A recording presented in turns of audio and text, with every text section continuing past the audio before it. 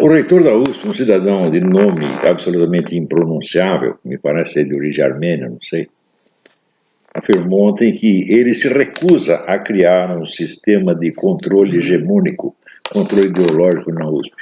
Isso é de uma hipocrisia monstruosa, porque ele sabe perfeitamente bem que esse sistema já existe há 50 anos e que ele é o guardião do sistema. Ele sabe perfeitamente disso. E se ele quiser discutir a coisa, discute e mostra que você é um mentiroso. Isso aí nem tente, nem comece. Hein? Muito bem, eu vou lhe dar um exemplo. Você vê o que acontece com o meu filme, O Jardim das Aflições. Você ameaça passar o filme em qualquer faculdade do Brasil, imediatamente existe uma massa mobilizada pelos professores para impedir que isso aconteça.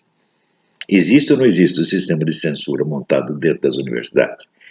Em segundo lugar, tudo o que se ensina a respeito do período de 64 a 84 nas universidades brasileiras tem instigado milhões de jovens a acreditar. Primeiro, a ditadura matou milhões de pessoas. A ditadura torturou milhões de pessoas. A ditadura puniu, perseguiu e matou inocentes a granel. Quarto, a ditadura proibiu a livre circulação do pensamento. A ditadura suprimiu milhares de livros. E assim por diante. A juventude é educada para acreditar nestas bobagens, porque tudo isso é bobagem. Só que eles acreditam nisso piamente, porque somente esta versão é passada. Isto não é jamais sequer discutido. Né? Então, a existência do sistema hegemônico é um fato mais que comprovado. Agora, acontece o seguinte. Nós não temos a comprovação científica, nós temos os fatos materiais, noticiados aqui, ali, horas, na imprensa, na internet, narrados por pessoas. Eu mesmo recebo dezenas de cartas de alunos, estudantes que se queixam dessas coisas. Né? Não só a existência do sistema hegemônico, mas do sistema de pressão, intimidação e censura. Todo mundo sabe disso. Só o seguinte, ninguém se preocupou em juntar este material e colocar a prova ordenada e científica de que existe este fenômeno, este imenso crime sendo praticado contra a verdade e contra a história brasileira e contra a inteligência da juventude brasileira há décadas. Ninguém se preocupou em fazer isso. O que aconteceu? Tão logo o pessoal direitista, conservador cristão tomou consciência de que existia o problema, decidiram a solução mágica, um projeto de lei. Ora, pelo amor de Deus, não se lança um projeto de lei, tá certo? Para resolver um problema que a maioria nem conhece e que os maiores interessados vão negar que exista. Então, primeiro, tem que ter a discussão na esfera intelectual, que é simplesmente a investigação do fato e a organização da prova, sob forma científica, ou seja, um acúmulo de fatos não prova nada, só se você tiver o acúmulo dos fatos e a impugnação das hipóteses explicativas alternativas.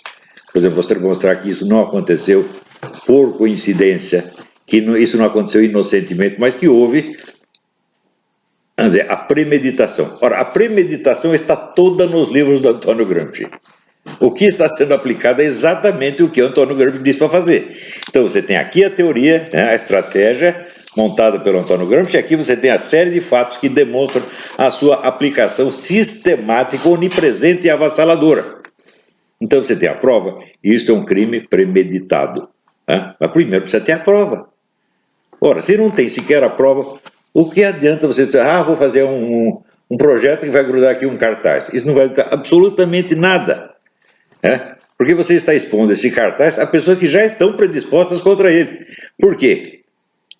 Se você, durante 50 anos, você ouve essa história de que a ditadura matou milhões de pessoas, a ditadura era nazista, a ditadura perseguia inocentes, a ditadura proibiu a livre discussão do pensamento, e o pessoal acredita nisso, então é evidente, qualquer sinal que você levante contra isso já é interpretado como um retorno da ditadura, e você cria uma situação de pânico. E então, aqueles mesmos que são os culpados da situação opressiva criada nas universidades, eles passam a posar de vítimas de uma perseguição. Quem foi que os ajudou a fazer isso? Foi você, turminha da escola sem partido. Vocês não entendem coisa nenhuma de combate cultural. E eu, que estudo o assunto há 50 anos, tento lhes oferecer uma ajuda, uma orientação, e vocês passam por cima e insistem no erro. Agora, há mais de 2 anos atrás eu disse, escola sem partido não faz sentido. Em primeiro lugar, você exigir que um professor, toda vez que ele expõe a opinião dele, ele expor com igual preferência a opinião contrária, isso é exigir um absurdo. Se vocês querem saber, a turma comunista quis implantar isso aqui nos Estados Unidos no rádio. E os conservadores, justamente, com plena justiça, combateram. Falaram, eu quero ter o direito de eu expor a minha opinião sem ter que dar a opinião oposta. O portador da opinião oposta que a apresente se quiser. Então, o problema nas escolas brasileiras é o seguinte, é que a opinião oposta era proibida, era suprimida. Era, em primeiro lugar, suprimida. Você nem precisava combater porque ela não existia. Ela foi suprimida dos livros, suprimida das aulas. Ela não existia, ela não tinha o direito de existir. Isso durante 50 anos. Isso é muito mais do que censura, gente. Isso é falsificação total da história, da sociedade, etc. E isso foi imposto a muitas gerações de alunos na escola secundária e nas universidades. E é claro que aqueles que fizeram isso, eles têm todos os motivos para se fingir de vítimas de perseguição e de censura ao primeiro sinal de que alguém reclama. Então, o que você tem que fazer? Em primeiro lugar, aonde você tem que buscar adeptos, tá certo, de uma investigação e de medidas que corrijam esse mal? Você tem que procurar entre as vítimas, entre os estudantes, meu Deus do céu. Mas os estudantes, as próprias vítimas deste processo de controle ideológico, são as primeiras que o defendem. Porque acreditam que a única alternativa a ele é a ditadura, é o regime policial, é a censura, etc. Eles foram levados a acreditar nisso. E vocês não sabem manipular essa situação, não sabem manejar essa situação. Eu, no começo, eu disse, não pode ser escola sem partido, o nome já tem que mudar, tem que ser escola sem censura. Porque o problema não é a opinião que o professor expressa, o problema é a opinião que ele suprime. Ele suprime primeiro assim, não menciona, aquilo não existe, não se discute. Se alguém levanta objeção, aí começa o boicote, começa a censura, começa vamos dizer, a discriminação. Então, esses casos de discriminação têm que ser documentados seriamente, com documentação juridicamente válida, e acumular o material. E aí, fazer o quê? O projeto de lei? Não, senhor. Levantar uma discussão dentro das universidades. Aí sim. Então, o combate tem que ser, primeiro, na esfera intelectual, a prova puramente, vamos dizer, teórica da coisa. Segundo, passa para a esfera cultural, ou seja, a discussão, vamos dizer, mais ampla. Terceiro, passa para a esfera social, a conquista da opinião pública em geral. Quarto, você começa a agir na esfera política. E quinto, na esfera jurídica. Você já começar com a esfera jurídica, está aqui o projeto de lei. Não se vence uma corrente cultural com um projeto de lei. Isto é infantil, isto é pueril. Não se faz isto. E se vocês conseguirem impor esse projeto de lei, vocês vão provocar uma justa revolta que já estão provocando. Pessoas que são conservadoras, liberais, etc., estão contra, porque outro dia mesmo estava o Carlos Andreas dizendo, agora querem instituir o regime da deduduragem. Porque estão instigando os alunos. Note bem, uma coisa é o sujeito se queixar de que foi objeto de discriminação, foi vítima de discriminação. Outra coisa é ele denunciar que o professor está fazendo doutrinação. No primeiro caso, ele está defendendo o direito dele. No segundo, ele está sendo dedudu mesmo. E não tem sentido. Doutrinação não é crime. Primeiro, em segundo lugar, a própria palavra doutrinação é um absurdo. Porque, veja, qual é o conceito de política que nós vamos usar? É o conceito da pequena burguesia inculta, burra, que acredita que política é um negócio que tem relação só com os partidos e eleições. Ou vamos usar o conceito sociologicamente válido de que onde haja qualquer relação de poder há um elemento político.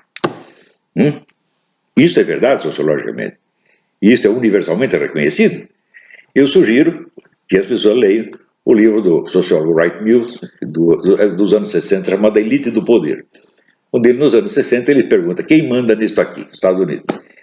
E ele vai pegando toda a estrutura de poder que começa, evidentemente, lá em Washington e vai terminar nos motéis e nas amantes dos políticos, passando pelos clubes, pela vizinhança, pelos jornais, pelo rádio, pela TV, pelo teatro, etc, etc.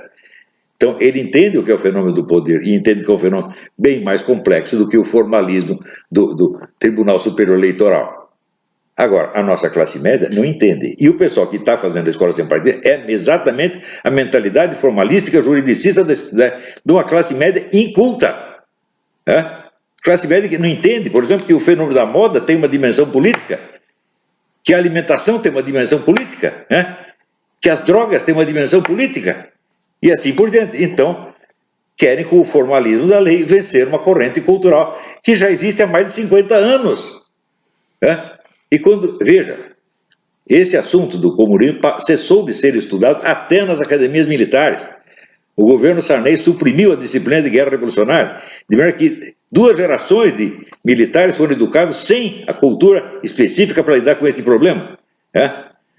Todo mundo esqueceu isso aí. Eu não esqueci, eu continuei estudando durante 50 anos. E daí venho eu e dou conselho para essa juventude que está bem intencionada, querendo acabar com o problema. Mas eles acham que sabem, eles são orgulhosinhos. O que aconteceu? Agora o pessoal do PT lançou a campanha Escola Sem Censura, que eu sugeri a vocês, seus burros, 2 anos atrás. Então, vocês vão perder? E se vocês ganharem, vocês vão ganhar pela força, sem ter convencido ninguém, e vão criar ódio. Ódio não só a vocês, vão criar ódio, um ódio injusto ao governo Bolsonaro, e um ódio injusto a mim, porque muitos estão fazendo isso usando o meu nome. Então eu estou aqui desautorizando. Ou vocês mudam radicalmente essa estratégia do Escola Sem Partido, ou não contem com o meu apoio. Entenderam bem? Não contem comigo. Eu não só vou ficar contra, mas eu vou denunciar vocês, porque o que vocês estão querendo impor, vocês estão querendo medir o país pela sua incultura política, literária, artística, etc. Vocês não entendem nada de combate cultural porque não tem cultura. Este é o problema. Estão querendo impor a sua mentalidade estreita ao país inteiro. Vocês não têm o meu apoio. Você tem o apoio no intuito central e inicial da campanha, que é combater a manipulação de comportamento e o sistema hegemônico instalado nas escolas. Isso eu estou 100% a favor. Mas os meios pelos quais vocês estão fazendo isso, eu não apoio, não aprovo de maneira alguma. Entenderam bem? É isso aí. Tchau, pessoal.